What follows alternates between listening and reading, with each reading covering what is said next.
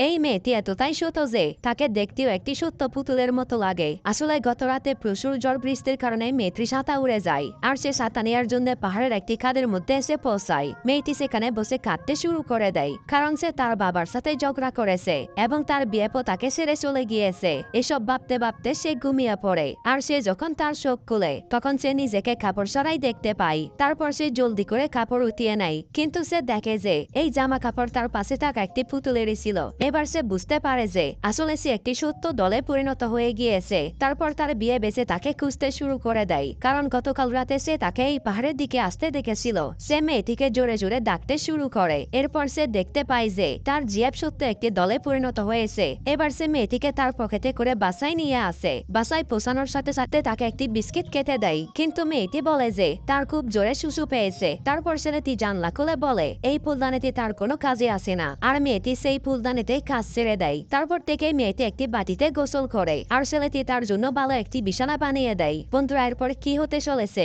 সেটির পার্ট 2 দেখার জন্য এই ভিডিওতে একটি লাইক দিয়ে চ্যানেলটিকে সাবস্ক্রাইব করে রাখুন।